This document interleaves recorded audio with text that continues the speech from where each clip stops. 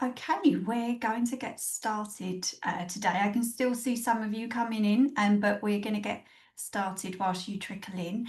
Hi everyone and welcome. Thank you for joining us today on this webinar. You just joined She Can Code's live webinar called Mental Health in Technology. I'm your host, Kaylee Batesman, the Managing Director, Community and Partnerships at She Can Code.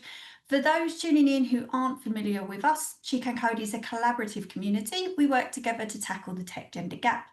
You can join our community platform to find a supportive network of like-minded individuals, new opportunities and guidance to help you to excel in your tech career. Before I introduce our incredible panel today, please note we have a live Q&A session running throughout, so please submit your questions and we will try and get to them either throughout or we'll save some time for you at the end as well. So please do get chatty. We love it when our community jump in and ask us questions. So let's kick off. I have an amazing panel. I'm really excited to introduce them today. I have Josefine Campbell, Executive Coach and founder of Campbell Co. I have Jane Ollis, Medical Biochemist, environmental scientist and founder of neurotech company MindSpire. And I also have Angeley Mullins, founder and CEO of Aetheris Ventures with me today. Welcome ladies, thank you so much for joining us on this webinar today. It's an absolute pleasure to have all of you. I'd love it if we could kick off with some introductions, if that is okay. Angeley, should we start with you? Yes, and thank you for having me. It's just fantastic to be here. And hello to all of the listeners and people joining us this afternoon, evening, whichever time zone you're in. So I'm Angeley Mullins. I'm the founder and CEO of Aetheris Ventures. It is a go-to-market advisory firm, and it's also leadership mentoring and coaching for founders and CEOs. Myself, I have a 20-year experience scaling companies. I've been a chief commercial officer, chief revenue, chief growth, chief marketing, all the chiefs. And I've scaled everything from pre-seed to IPO. I have done 3 big tech companies, 3 scale-ups, 1 unicorn, 1 IPO. So have seen it all. And again, really great to be here and talking with all of these lovely women tonight. Amazing. And for everybody listening as well, Angeley come on our podcast. So if you want to hear more about her journey, as you can hear, she hasn't done much. So if you want to hear about everything that she's done, we have a chat with her on our podcast, Spilling the Tea. So make sure you hop on over and go and check out her episode. Jane, can we hear a little bit about you and where you're from and how you started your company? Thank you. And I'm going to say good morning, everyone, because I'm sat on the floor of the airport at Las Vegas, so apologies, also probably looking a little bit haggled after getting through security here. But my name's Jane. I am an older founder, an older female founder, and in deep tech, and I think that's been a really interesting journey. Oh, there's lightning happening in the background here as well. Oh gosh. That's a first for a webinar with us. So. And I only started my entrepreneurial journey in my 50s, and I think that not only do you often see some biases against women in deep tech, but you try being an older founder as well, and you're really in a small pool. So I'm really about, not sticking to the norms and being out there and going, it's good. I'm at the absolute peak of my life in terms of what I know and what I can do, and not to be put off. So I'm building a neurotech company called MindSpire. The product's called Sona. We've been here at the Health Tech Show to launch the product into the States and with support of Innovate UK. And love sharing a little bit about my journey and some of the challenges on the way. I love that. You are going to have such a unique perspective talking through this webinar today about your experience and the challenges that you've faced. Wonderful. Josephine, last but not least, tell us a little bit about you and your company. Yes, I'm happy to be here. Thank you very much for inviting me. I'm an executive coach. I'm a founder of an international leadership development firm, Campbell Co. And we work from anything from startups and scale-ups to large corporations such as McDonald's and Carlsberg and Novo Nordisk. So a lot of different types of organizations. And I started my first company when I was just 21 years old. That's about 25 years ago. And back then there was almost no female founders. It was quite, well, there were some, but we were very, very few. And it's been interesting, let me put it that way, but I also think that's very being nice. empowering. Yeah. Yeah. I love that. You're all going to have such unique challenges to share with our community today. So thank you so much, all of you, for joining us and sharing your insights. We have so much to unpack today, ladies, about mental health and in technology. So I wanted to kick off with our first question. Josephine, I'd love to start with you. In the tech industry, high pressure situations are common. What strategies have you found most effective for maintaining mental wellness during periods of intense workload or tight deadlines? Well, my first book actually addresses this topic, and I'm drawing from my experience as a martial art champion. I was a quadruple national champion in jiu-jitsu, not Brazilian jiu-jitsu, but Japanese jiu-jitsu, which is a bit more zen and disciplined. And one aspect I brought with me from Japanese jiu-jitsu was how to manage your mind. So making sure that you stay in what I refer to as the green zone, so you don't slide into the red zone and get stressed or fiery or upset or scared. So it's very much about managing what happens inside of yourself. Another key aspect that I think any athlete can recognize is the concept of managing your personal energy. And obviously, to be resilient is not something you should just start doing once the pressure hits you. It should be an ongoing practice, just like you manage your time, and I hope you also manage your bank account, and you don't overspend and spending money that you don't have. It's the same thing with personal energy. Manage it. Don't spend what you don't have, and make sure that you keep on recharging. If you haven't started already and you already feel like you've been hit by a wall, and you can feel the pressure in the situation you're in right now, you can also start right now. But it's something that everyone should be doing ongoingly if you want to be resilient and agile in situations like this. I love that. First off, jiu-jitsu, very impressive. Loads of firsts are going to happen on this webinar, by the way. I haven't been told that before. So I love that. And you are so right in trying not to get to that point where then you kind of react to what's happening in quite a bad way, and then you just kind of descend. It's how not to get there in the first place would be brilliant. Angeley, I can see you nodding along. Have you found any strategies that have helped you to maintain your mental wellness along the way? Like what Josephine said, just trying to make sure that you don't get to that breaking point really is a good start. You know, one of the things I found interesting when I was going to business school and kind of climbing the ranks in the business world was they teach you everything about your function, how you should, handle meetings, what you should do. Nobody teaches you about inner strength. No one. And I always say it's the one skill that you need that you will not learn in business school.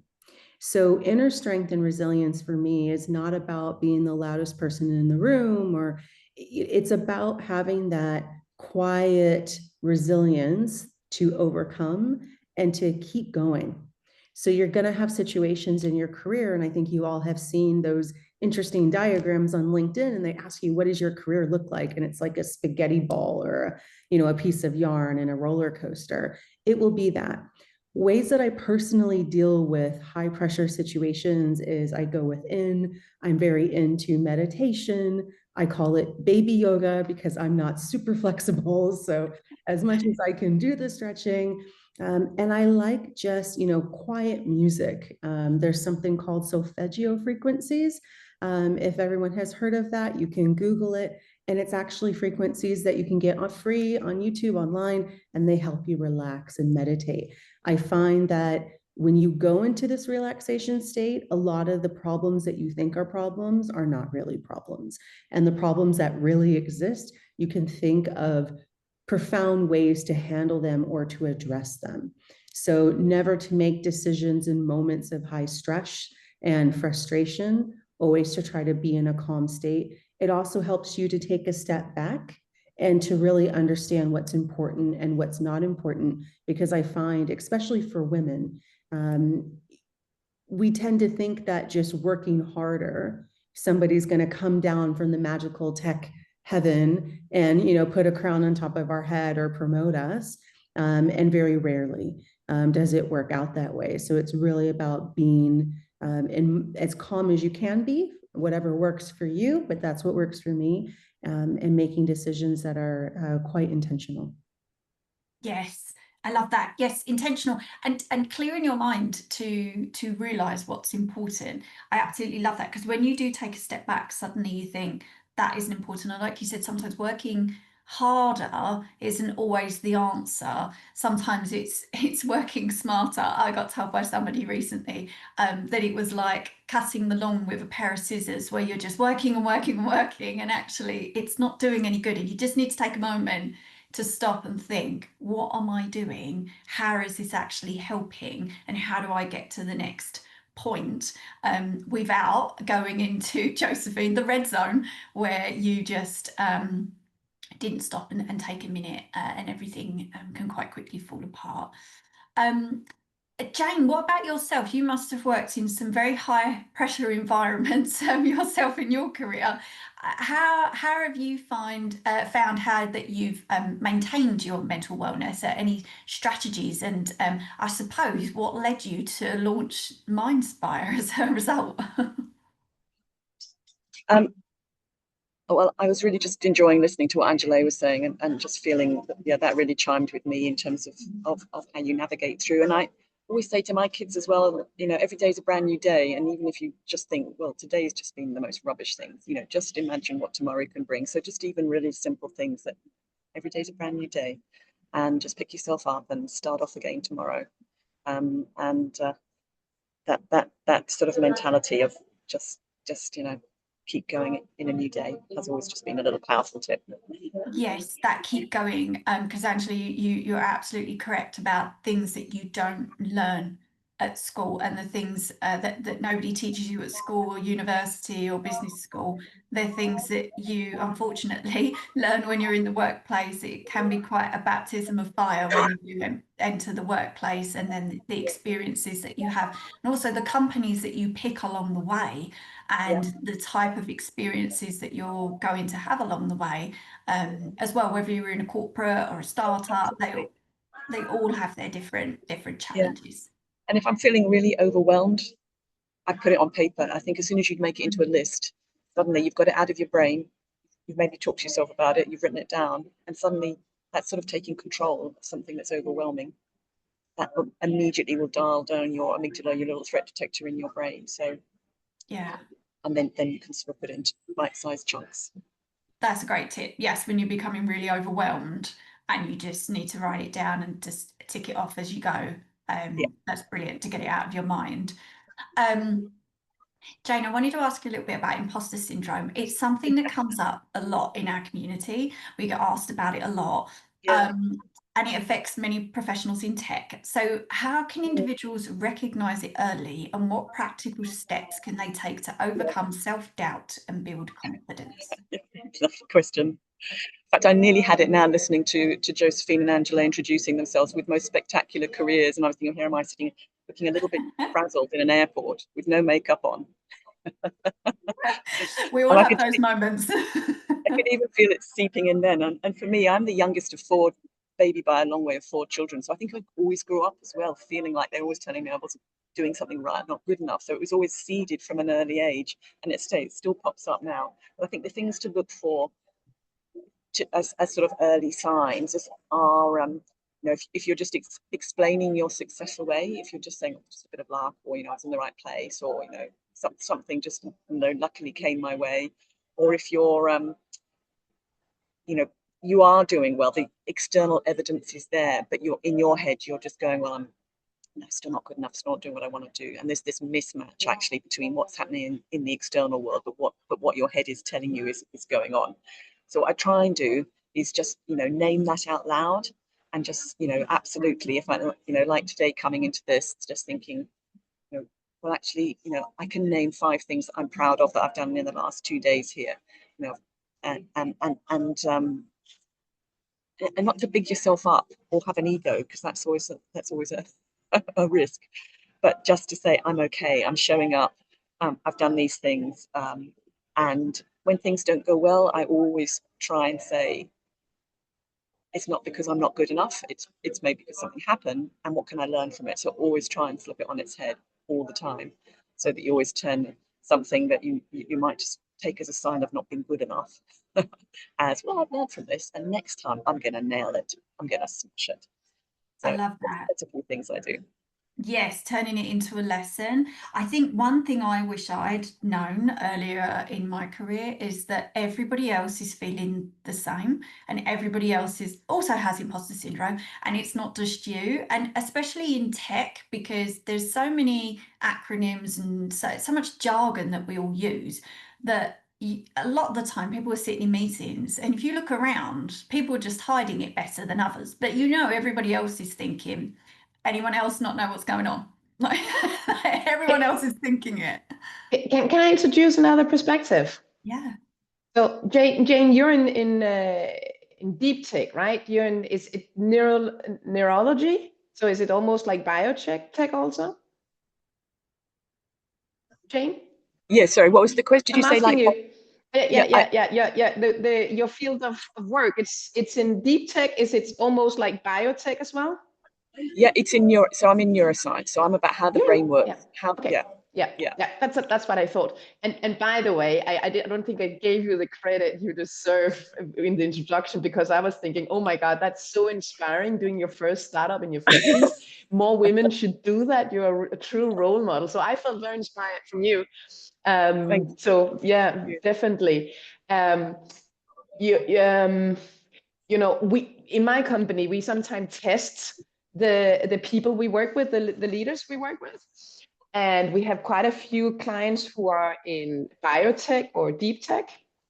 And it's not an IQ test we do, but it's a talent test. And in the talent test, there are IQ indications.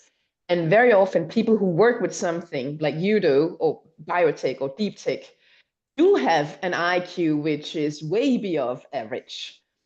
You know, maybe around 120. I don't say necessarily 130 like a Mensa, because that's only 2% of the population, but we are 10% of the population who are 120 and above.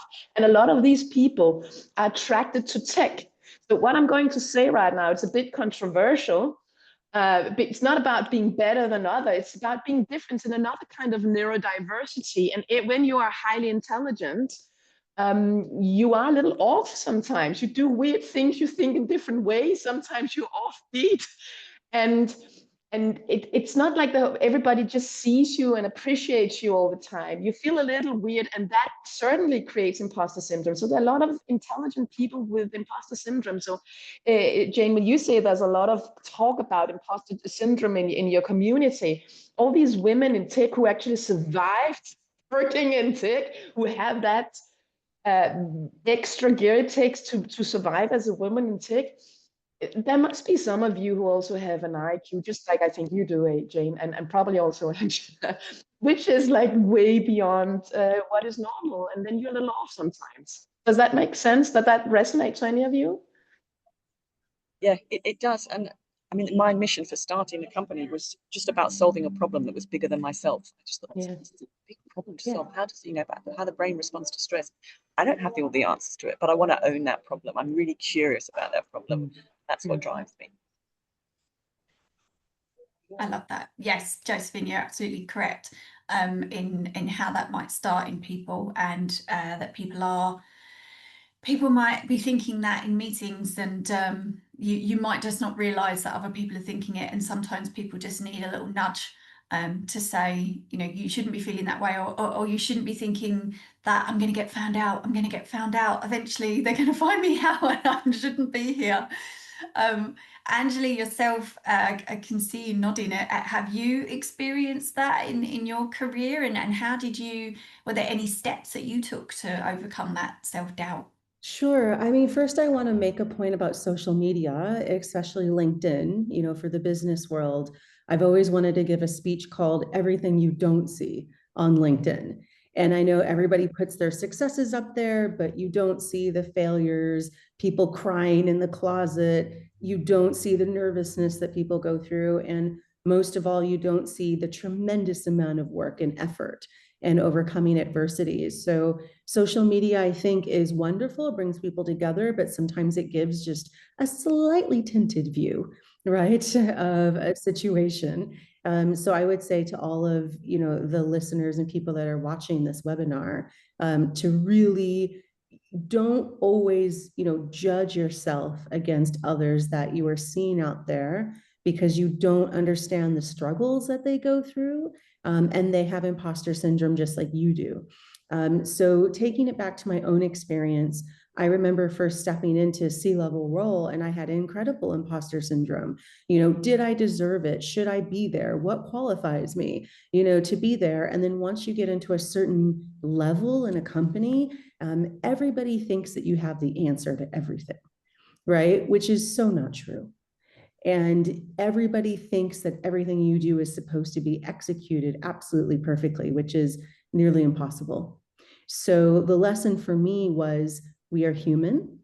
We do the absolute best that we can, treat each other like human beings, and the best teams are formed by people that can trust each other and share their vulnerabilities.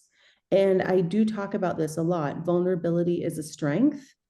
It doesn't mean that you're making yourself to look a fool or to look, less than, but it's just saying, hey, I know what I'm strong at.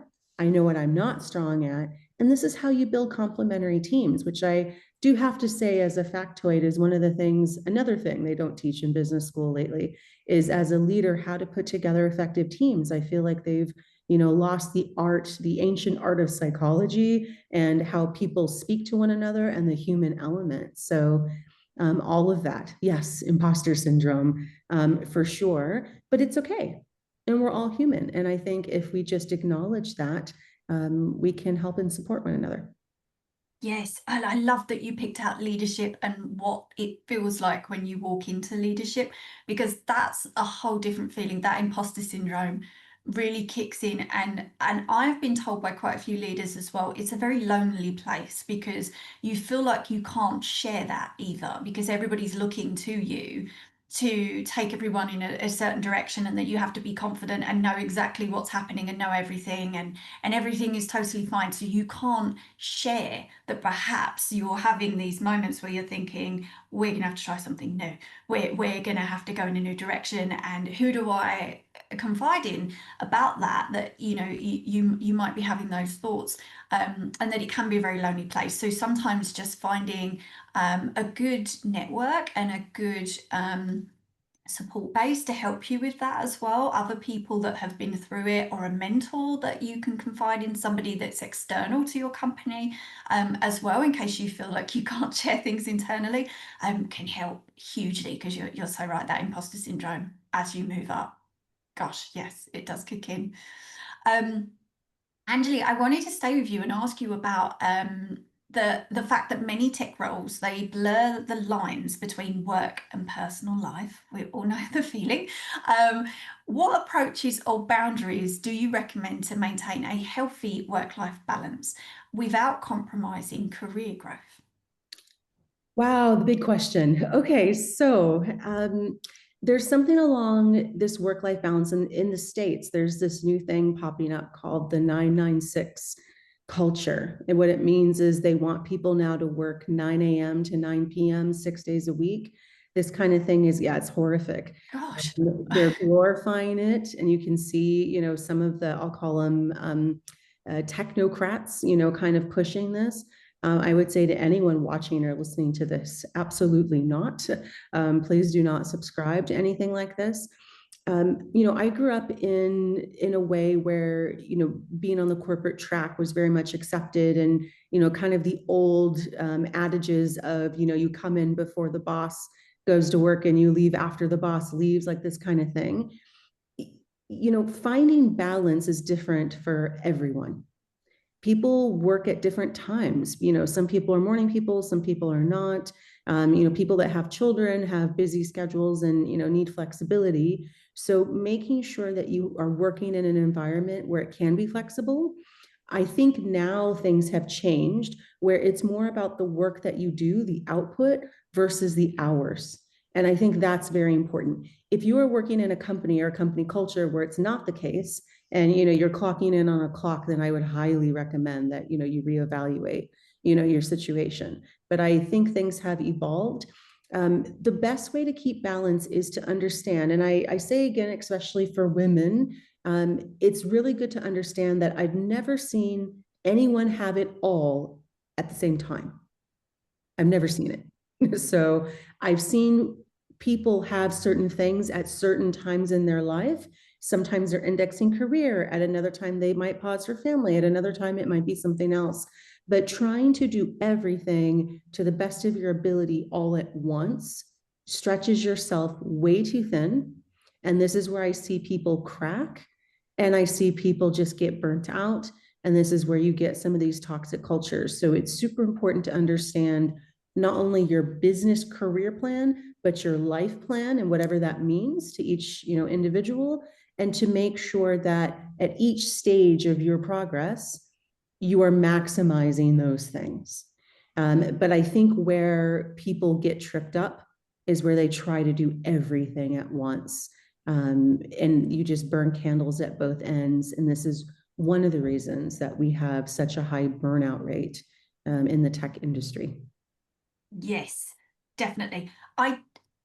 The mind boggles at how those companies are going to retain their staff if they are introducing that, and how many people are literally just going to say, this isn't for me. I didn't realize this was going to be the culture here. But we'll see how that one pans out. Josephine, I could see you smiling when Angeley was talking about thinking that you have to do everything and achieve everything at the same time, because we have that view again from social media, as we were talking about earlier, that you can have it all and achieve it all. What are your experiences of that as well, and trying to maintain a balance between work and life and having it all? Well, I'm Danish. I live in Copenhagen.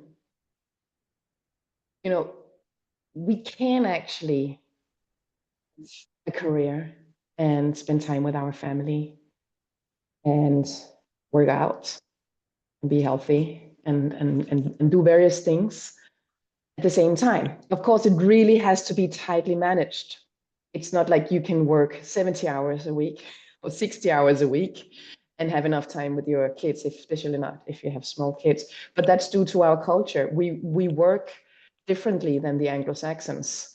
And I work mainly with multinational corporations and international companies, also tech companies. So of course, there's something which is like an international culture. I was just today spending some time with a VP in who's not even Danish, but she lives here, and she has little kids, and she works 60 hours a week, and she's very passionate about it.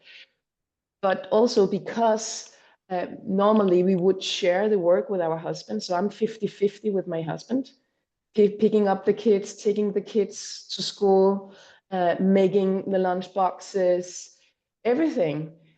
That's the Scandinavian model. And I think actually which husband you have is a major key to whether that can be done or not. I'm not saying this is easy and Danish women just can do this. First of all, you got to have the right partner. And secondly, you still have to really keep things balanced. And I will do yoga 3 times a week during work hours. Sometimes I'll do it like 7 a.m. in the morning because my husband is taking the kids. I don't work 50 hours a week. I don't, because then I couldn't do my yoga. And I also want to pick up my kids early in the afternoon sometimes. But in the culture here, it's actually accepted to do that. So I think it depends on where you are, not just like which country you're in, but which company culture. And then it also depends on who do you have around you. It's not just you, which support system do you have? Which kind of partner do you have? Do you have family who helps you out? In some, I imagine people are dialing in from various places in the world, but mainly UK, right? And which is also, at least in London, there's a lot of different cultures. And You have some cultures where where the grandparents are much more involved. So if you're very close, if you involve the grandparents, more things are possible. I completely agree with Angeley that you cannot do everything or stretch yourself thin, but there are many ways of organizing yourself. And maybe you have to subscribe to another model than the one you're born in, or change company culture. Yes, I'm finding that support network. I've had lots of community members share something similar about who you pick as a partner. I've had lots of community members tell me that, and how that can make such a difference to your career, and also when you do choose to have a family, and how that is going to go, and whether it's 50-50, or if you, depending on where you are in the world, obviously, and your maternity leave policy, for instance, or paternity leave, and who's taking time out, etc. So really important decision. Jane, what about you? Have you got any recommendations or for how to maintain a healthy work balance? But how do you set those boundaries? Sometimes it can be difficult. Yeah, absolutely, especially when you're building something and you're very passionate about it. I think timing of life, I chose very deliberately to do building this business when my youngest turned 18. So I had always been a working mother and always worked throughout raising a family and being the main money earner. But for me, I just wanted to be selfish about this business.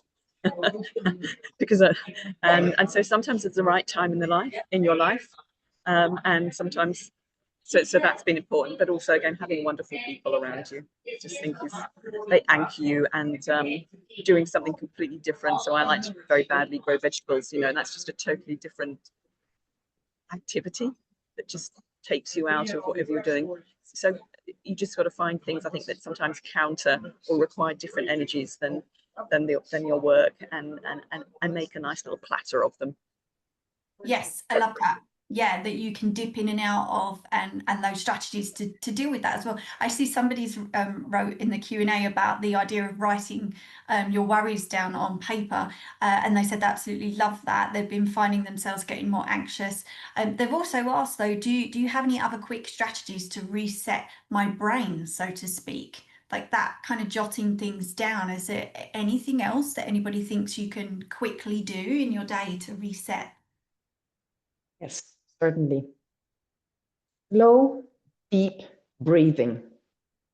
It's the only of the vital responses that you can control. So if you can feel getting sweaty palms, or that your breath becomes more shallow, or that you just feel a little anxious, intentionally lowering and slowing your breath will send signals to the amygdala that there is no danger, and it will change your neurochemistry. I love that. No danger feeling. Yeah, just breathing. And just taking a moment to do that in the day as well before you get to that red zone. Josefine, actually, I wanted to ask you about actionable steps for leaders and organisations that they can take to cultivate a workplace culture that prioritises mental health and emotional well-being. Are there any actionable steps? There are lots of companies that like to put it on their website and say that they're doing it, or give their employees access to an app or something. But is there anything that companies can really do to improve that for their employees? Yes, first of all, I think that flexibility is key. Like Angeley pointed out, that people have different preferences for when they work and how they do their work in the best possible way. Some people just can't be in an open office space 5 days a week for 10 hours. It's just going to make them sick. So allowing people to manage their time and way of working themselves, I think that's key. Then having clear expectation settings and clear objectives, so that everybody knows what is expected of them. So there's nothing like uncertainty that can create stress. Yes. So that kind of clarity is super important. And then making sure that there is psychological safety. So if you ask a stupid question or you don't get things done, or that you can have an open dialogue and with your manager, and being vulnerable to find out how you can do better next time. Yes, you know, that's having that conversation with leadership. Somebody has written in here, do you have any advice on how to start an open conversation with my boss about mental health? How do you do that? It sounds easy, but I suppose it's not always met with an open response. Yeah, so can the person share a little more about that boss? Because it certainly depends on what her boss is like. Yeah. Are you asking because you don't think your boss will be open to having the conversation about mental health? Is it a kind of boss who don't care about mental health or well-being? But the tone of the question, possibly, that's probably why they're thinking, I don't want to even go there. But somebody has written in here, as a team lead, how can I demonstrate and lead on looking after mental health, or even include some team habits on that? How lovely that somebody as a team lead is thinking of that. Brilliant.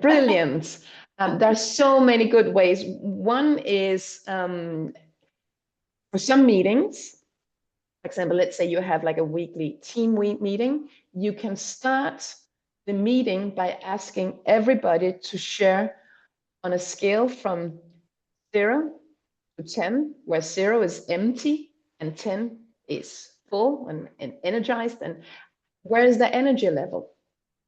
Yeah. And just ask people to share a number. And of course, you should go first, and you should also share why your energy level is there. It could be you say, okay, I'm on a 4 right now. I had a terrible morning. My kids didn't want to go to school, and I dropped the lunchbox on the floor, and I was almost late, and so I feel really empty right now.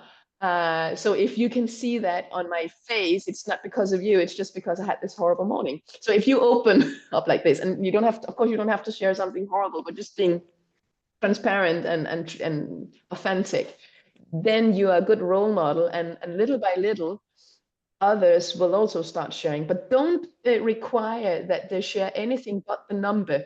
If they want to share the reason behind, they can do it. It's optional, but everybody has to share a number. Yes, that's a brilliant idea. Can. Yeah, and it creates that open culture because that person responded, and I can see that they wrote, yes, they wouldn't care about mental health. I'd be worried about approaching them with it. So they obviously feel like there isn't that open culture at their company, and they want to approach their boss about it. The wrong company. Yes, I was going to say, Angeley, what do you think leaders can do?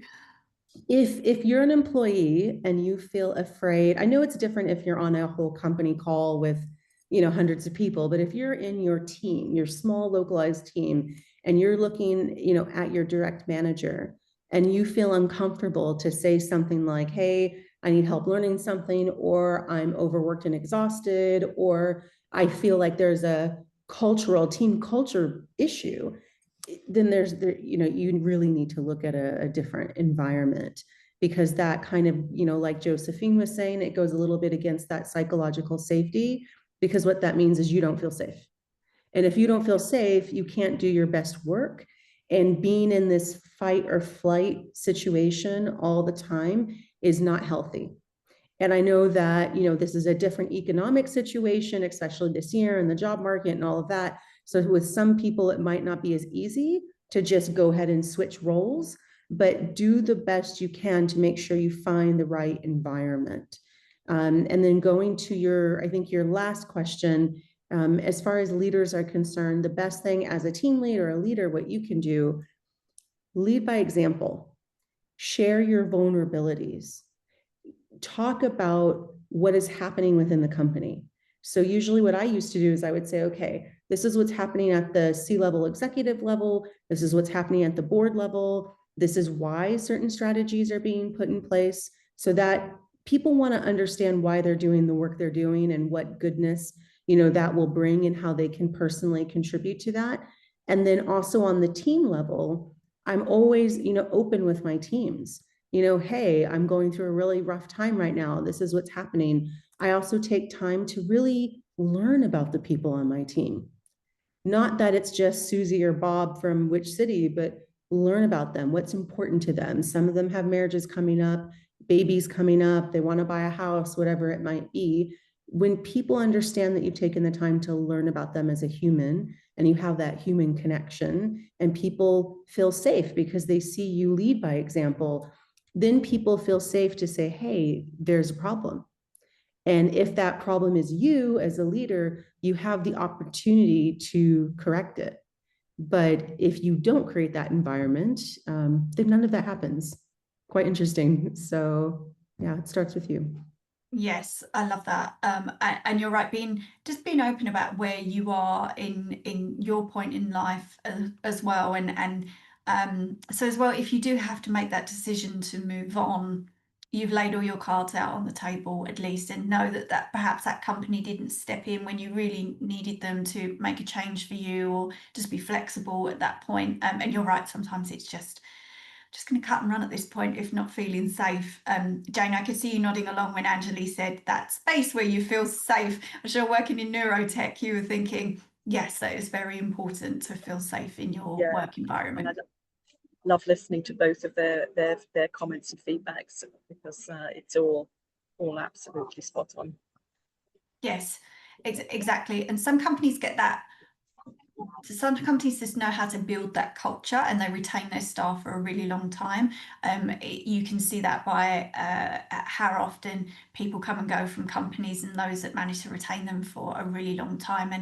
And some companies we speak to, that's not been done overnight. That has been something that was in their company when they started it on day one. It's not something you can just sort of drop in, a few years down the line and expect everything to work itself out and be fine. Jane, I wanted to ask you as well, could you share specific self-care practices or stress management techniques that you have found particularly effective for you and for your teams as well, and anybody that you've coached along the way? Well, my go-to's actually already been picked up a little bit by Josephine, and it's about how you use your breath. Breath is much more than just respiration. Your respiratory apparatus is connected to your vagus nerve, which is one of your key activators of your parasympathetic, so your counter to your stress sympathetic nervous system. So an absolute no-cost, easy hack all the time is to do slow breaths in around 4 seconds and a longer exhale. Important to have a longer exhale and use your diaphragm. It's this lovely muscle that actually also has vagus nerve fibers in it. So using your breath to calm down will show in the data. So if you want to reduce your heart rate, that will work within 5 minutes, and over time you can reduce your resting heart rate if you do this every day, and it will increase your heart rate variability, and that's a key measure of your balance of your nervous system. So using breath work, 4 in, 6 out, do it on demand or do it 10 minutes a day when you're just thinking about it, guarantee you will work to improve the regulation of your nervous system. Yes, definitely. I do that on the train. So sometimes you just gotta do it on the train. I can see someone in here asking about burnout, which I wanted to ask you about, and asking so they said they're a software engineer at a startup. It's quite a challenge. And they've been working 12 plus hour days recently, and they're worried about burnout. What are some of the early signs for burnout that I should be looking for? I suppose before you get to burnout, you're going to want to work on that breath work. Are there any signs that you think where burnout really starts to show and you should reconsider what's happening? Sleep. I think it tends to show up in sleep first. Obviously, energy levels and mood. Are you still fun to hang around? Yes. Is there joy? So but sleep's probably a really good indicator, just because that tends to go fairly quickly.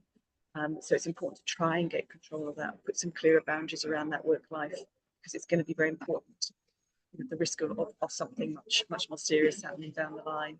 So I would always look for sleep as your first marker. Having trouble getting to sleep or waking up. Yes, definitely. I love that. Are you still fun to be around? Oh, that just took me back to being at a company where I was not fun to be around. And Yeah. that is when you hear it from other people, that's usually they will notice before even you Yeah. notice. And the wonderful thing for me about having older kids is they will call it out when you're around, Mum. Just say, Mum, no. You need to take a break. Someone needs to step in and say, Okay. yeah, yeah. Josephine, yourself, are there any self-care practices or stress management techniques? And also, what do you think are the signs of burnout? Sleep's Yeah. brilliant. So I have quite a few clients who are suffering from burnout and stress. And some of them are founders of a company, so it's not like they can go on a leave and just completely take a break. They still have to keep on working because otherwise their company is not going to be there anymore. Or they're in a leadership position where they don't feel like they want to leave or they can leave. Uh, or some of them I actually convinced them to take a break, because that would certainly be the best. You need to recharge your nervous system and your neurons, and it takes 3 times the time you have been under the pressure. So if you've been under that pressure for 3 months, it's going to take you 9 months to recover. And I know that's a lot, and I'm sorry, guys, I cannot cut it shorter. It's biology. It's just how the brain and your nervous system is wired. So it's quite expensive to go through what you guys are going through right now, because you need 3 times the recovery time to get back on track. So in Denmark, stress is considered like a real disease, and you can get on sick leave. And we have a lot of stats and data on what happens to people who get on sick leave. And 50% of the people who get on stress sick leave, and they actually do get a break, 50% of them, they will get another breakdown and get into stress sick leave again, because they didn't recover well enough. And once you've been severe, like had a breakdown and had suffered from severe stress, your neurons and your nervous system is accustomed to it. So you're more vulnerable, you're less resilient the next time. So it's quite expensive. It's really not worthwhile it very often. You know, sometimes you think, oh, I'm just going to pill through, and that is a stress response, saying, oh, just give me another 2 weeks, please just leave me alone, I'm going to get it done. That's a severe stress response. But actually, people have so different stress signals, as I call them. I don't call them symptoms, I call them signals. People have very, very different signals. And that's why we have a list that we ask people to fill out, which covers everything from sleep to mood and feelings and physical signals. So one startup founder I work with, he had a tingling in his hands. A lot of people can feel it in their breath, or they get pain in their chest, or headaches, or pain in their back. But on my website, josephinecampbell.com, in the freebie section, you can find the list. So I would encourage people who are on this call, who are worried whether they are suffering from severe stress or are at the edge of a breakdown, to go to my website, josephinecampbell.com, on the freebies section, and take that list and check it for yourself. And then once you see the list, consider what support you can get and what would be right for you. Maybe you need professional counseling or help, because it's not easy. It's not easy to be in this situation. Yes, I can't believe, well, I suppose I can, but I can't believe that it takes that long. You reminded me of, I used to work in a newsroom, and it's like, it was a print publication. So to me, you're on the hamster wheel, and every day felt like it's press day. So it was like, you just go, go, go, go, go. And then always looking for that story for page 1, and then we're at press. And then I'd go on holiday for a week, and I remember I'd come back from holiday and people would be like, oh, do you feel refreshed? No, I didn't come down at all. And I just feel like I never left, because I was always on that hamster wheel of just, we're looking for stories for page 1 because we're going to press, and you just never come out of that. In a week, you're not even, you're not going to cut it in 1 week. So yeah, that's a really long time though to have to recover from those types of environments.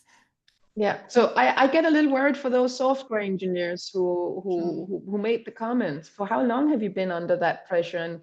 And is there a way you can pull the plug or just refuse to work? Guys, you gotta, girls, you gotta take a Is break. it time? Yeah. Call in sick, or you don't let them push you. It's expensive, and the one who's paying the price, it's you. I don't know what options you have, but I would explore what options you have. Is it time to go? Angeley, you mentioned that earlier about sometimes if you're in the wrong environment, you just got to reconsider it. Like that you can do all the stress management strategies you want, but sometimes you just gotta go. It's really important. I want to say, especially for, any of the women on the call, that, it's been scientifically proven that stress affects women different than men. And with women, it can really affect our hormones. I've seen women who, lose their menstrual cycles or start skipping, women getting fibroids, all kinds of different things as a response to especially longer term stress. I've seen women who are in the stages of family planning and they're in, high pressure situations at work, and no wonder you're having difficulties, in trying to, get your family going. So it can be extremely detrimental. So listen to your body is the most important thing, because your body never lies to you. So very important. And what you can do, I know it's difficult to say, especially if you are the sole breadwinner or you're the primary breadwinner. I know it's difficult to say, hey, just quit your job, everything's gonna be great. But do try to, I know the term quiet quitting, and there's a bunch of terms like this, but do try to bring it down many notches, right? To open up your mind space to think about what could be better. And it's so important because sometimes people are on, like Jane and Josephine has said, this hamster wheel, and you just keep going. The hamster wheel is not fun. And it doesn't go anywhere. When you think of this analogy, it just keeps spinning in the same spot. So you're also sacrificing your opportunity costs of what could be better. And so if you don't take the chance to take that step back, and whatever mechanism is good for you, find that clarity, then you're just going to run yourself into the ground. And I think this is one of the reasons why mental health issues is probably one of the highest epidemics that there is in the tech industry. And it's everywhere and in every country. Yeah, and at least find steps to move away from that, even if you start doing it in small steps before you can actually leave, definitely. I see one last question in there that I want to address, because it's from one of our wonderful community members that we know well. Hi, Connie. So it says, such an interesting webinar. Thank you to all. Do you have any tips for combating loneliness and staying connected while working from home? Super interesting. I can see you all nodding. Who wants to jump in? That's something that we wouldn't have experienced many years ago. So that's a new one for a lot of people. Any tips there? Jump in. So especially, I think what the COVID era taught us is that people can work from home and still be as productive or more productive. But I think, what this question is referring to is you do get that loneliness. You're staring at your computer screen or you're on video calls, all day. If you're in the same city, which you might not be, but if you are in the same city, try to go for a coffee with your colleagues, get together and have a working session in a coffee shop or a library or, wherever is good. If it's, nice weather, I've had meetings where I said, let's just all go to the park and, let's take a walk, or having these walking meetings, walk through your park, see nature, have a reason if you can have these walk and talk meetings. If you're not in the same city, then have these, they call them one-on-one coffee sessions. Just get to know people. Humans want connections. And I would always used to schedule meetings with people, and I said, we're not talking about work at all.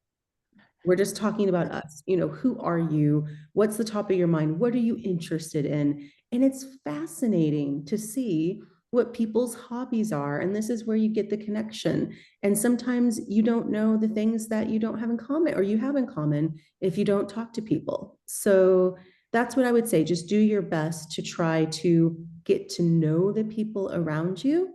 And again, I know it's harder if you're not in the same city as them, but at least virtually if you can. Try to have sessions where you just don't talk about work.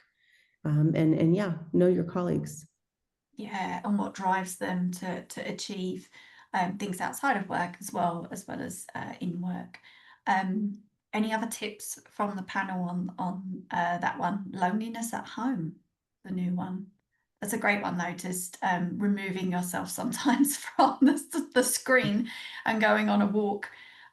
Sometimes not all of us go into a city all the time to meet up with people, so that is brilliant. I've also heard from some community members, you can still feel lonely even if you live with lots of people, because your work life is very separate. So sometimes even if you have a family and young children at home, for instance, you can still feel very confined to your office for the day, and still feel quite alone because you still have to have your work day on your own inside your office. So removing yourself from that can be most useful. If you can influence how the meetings are structured, there is quite a lot of data pointing towards that. If you allow time on the meetings for chatting in the beginning, let's say like the first 5-10 minutes are just chatting, it creates more connection among the team members over time. Yes, making time for it instead of just a quick, isn't the weather strange today, and then going straight into your meeting. Or some people don't even leave time for that. It's just we have an agenda and you're in and you're out of your meeting. Amazing. We are already out of time. I could keep going on this, ladies. I've absolutely loved chatting with all of you. It's been an absolute pleasure to pick all of your brains on this topic. So thank you, Angeley, Jane and Josephine. Thank you so much for coming on and joining our webinar today. Thanks for having us. Thank you. Thank you, everybody. As always, thank you for joining us. Thank you for always dialing into our webinars and hearing from our wonderful speakers and supporting our community, and always coming with your wonderful questions. Thank you so much. We will see you in December, I believe, is our next one. Looking forward to it. If you haven't already gone over and registered for that, please do. But also, as always, please go over to shecanco.io and our community.shecanco.io and have a little looky. You would be community members for signing up for this one anyway, but we have loads of free resources in our community and also on our public website as well. So please do go and have a look. But for now, thank you to all of our wonderful speakers and our wonderful audience, and we will see you on the next one. Thank you, everyone. Bye. Bye. It's been a pleasure.